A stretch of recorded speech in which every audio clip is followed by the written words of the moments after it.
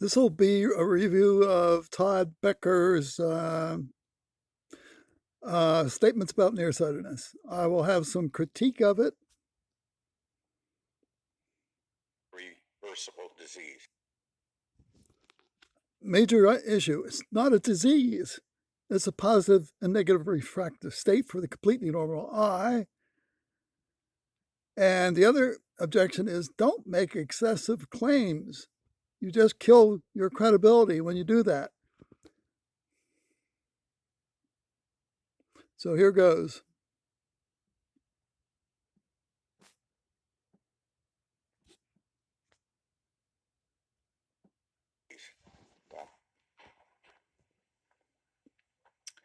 Thank you. It's great to be here.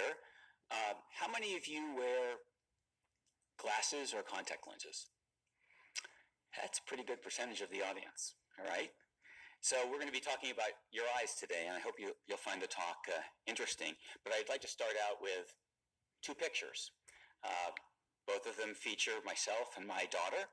The first one on the left was on a merry-go-round at the San Francisco Zoo when she was about a year old, and the one on the right was more recently. And you might notice some differences between the picture. Well, beside the fact that my hair is gray, I was wearing glasses in the one on the left about 20 years ago.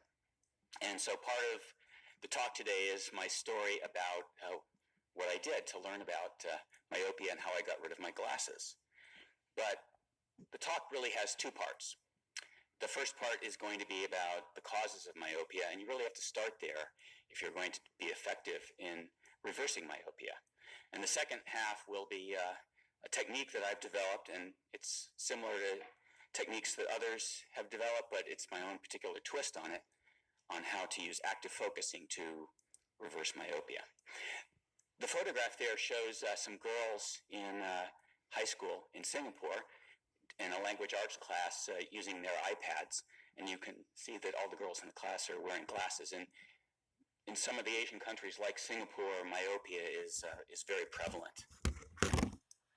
So first of all, what is myopia? Well, it's colloquially nearsightedness, and what it is biologically is a refractive defect of the eye where when you're looking in the distance, distant objects appear blurred because the images are focused in front of the retina rather than on the retina.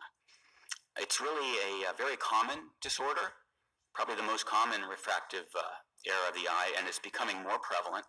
And severe myopia can lead to macular degeneration, cataracts, eye floaters, retinal detachment in serious cases. So it's something to be concerned about. Now, my talk's about myopia, but some of you are farsighted and have hyperopia. It's the opposite condition.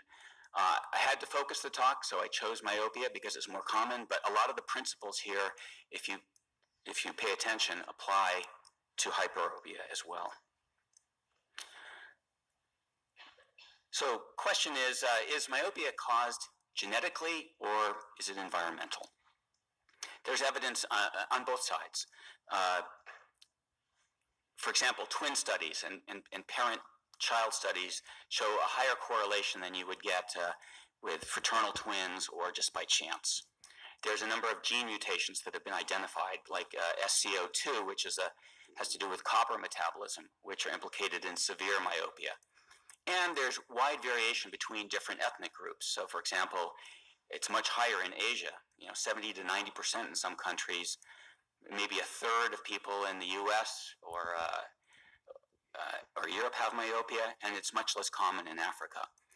On the other side, there's a lot of environmental factors. So, for example, there's been a large increase among Aboriginal peoples, for example, Eskimos, once they were introduced to Western schooling.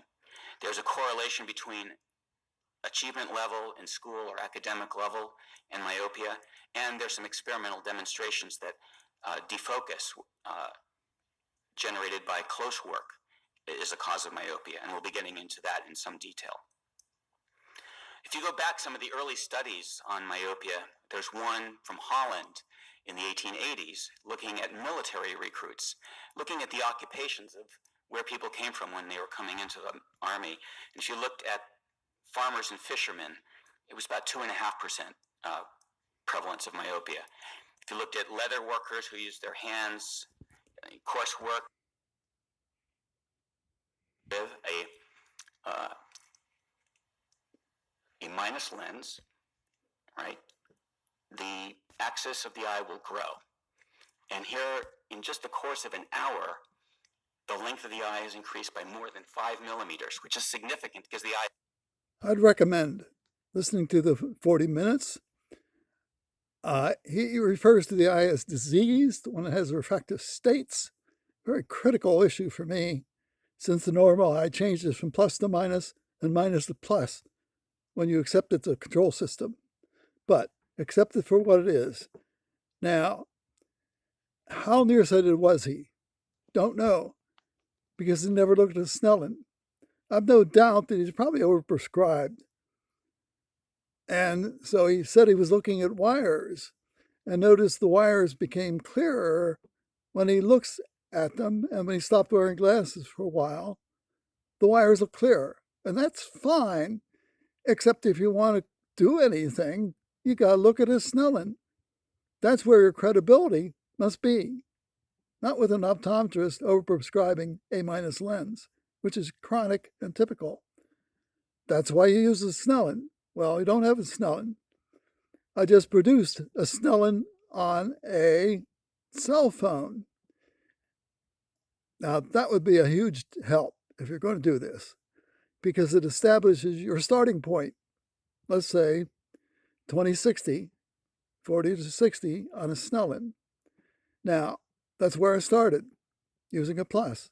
But I don't go running to an optometrist to have them spinning wheels on a phoropter, freezing my eyes with a drug, and tell me I got a bad prescription.